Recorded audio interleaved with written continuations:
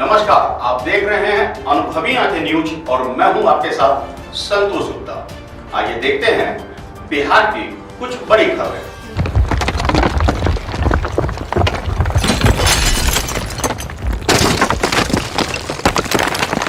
क्या आपको पता है कि बिहार विधानसभा में यादवों का आंकड़ा तय करता है राजनीति का एक सुगठित गणित।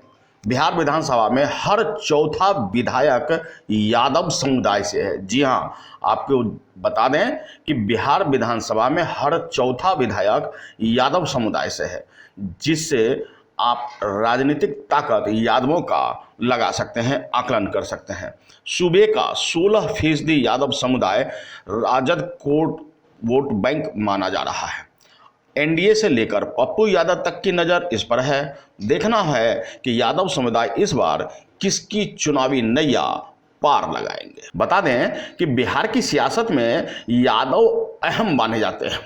आरजेडी से लेकर नीतीश कुमार और बीजेपी से लेकर पप्पू यादव तक सब अपने अपने हिसाब से इन्हें साधने की कवायद करते हैं।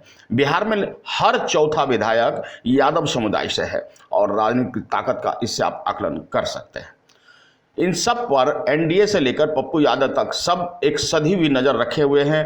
देखना होगा कि इस चुनावी नैया पर बैठकर कौन कौन बिहार विधानसभा तक पहुंचते हैं। जेपी आंदोलन से निकले लालू प्रसाद यादव बिहार के करिश्माई जादूगर नेता माने जाते हैं। 1990 में वे बिहार के मुख्यमंत्री की कुर्सी पर काबिज हुए और 1997 तक इस पद पर बने रहे। उसके बाद पत्नी राबड़ी देवी 2005 तक सीएम रही, यानी राजद का कुल कार्यकाल 15 साल था। सामाजिक के नाम पे और न्याय के नाम पे लालू यादव ने पिछड़ों, दलितों, शोषितों को एक अलग पंक्ति में बिठाने का काम किया और उन्हें एक अलग पहचान दिलाई। अपने अनूठे अंदाज से, लोक लुभावन काम से वे जाने जाते रहे और खासकर यादव समुदाय उन्हें मसीहा मानते थे। लालू से पहले भी बिहार में कई यादव समुदाय के नेताओं ने सत्ता की कमान संभाली, लेकिन श्री यादव समुदाय अपने में लालू प्रसाद का पैठ बेहद गहरा था। लालू प्रसाद ने तकरीबन 5 साल पहले परिवार के अन्य सदस्यों की दावेदारी को दरकिनार करते हुए बड़ी हसरत से अपने छोटे पुत्र तेजस्वी यादव को राजनीतिक उत्तराधिकार सौंपा।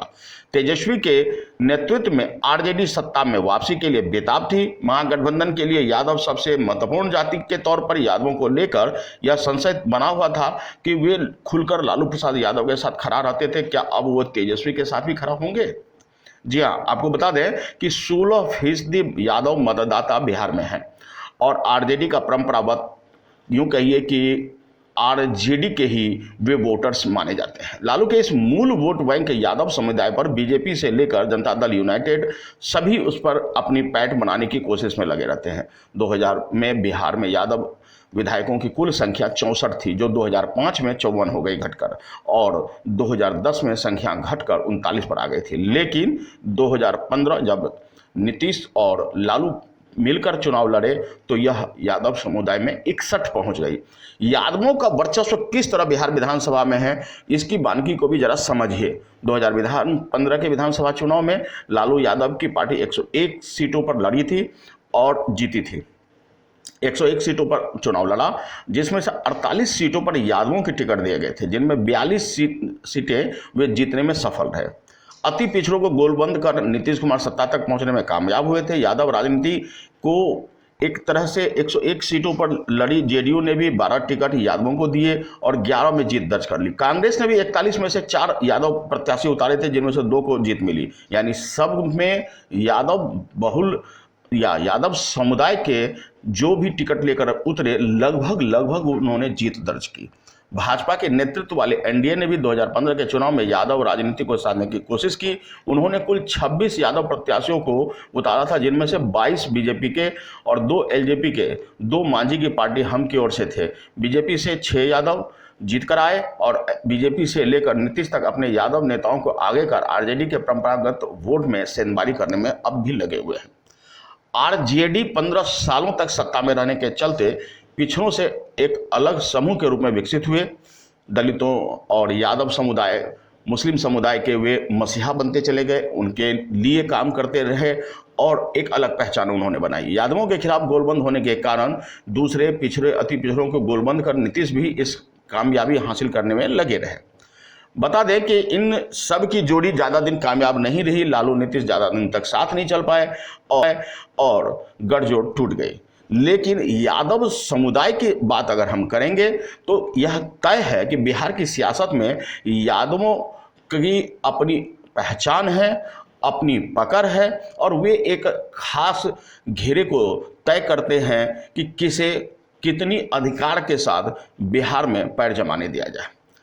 बता दें कि मुस्लिम और यादव समूह में सेंधमारी करने के लिए तमाम दल, तमाम नेता लगे हुए हैं। देखना होगा कि तेजस्वी यादव भी एक बार फिर से इन्हीं सब को एकजुट कर चुनाव लड़ रहे हैं। अब यादव और मुस्लिम समुदाय साथ में अन्य समुदाय के भी लोग इनके साथ जुड़ रहे हैं।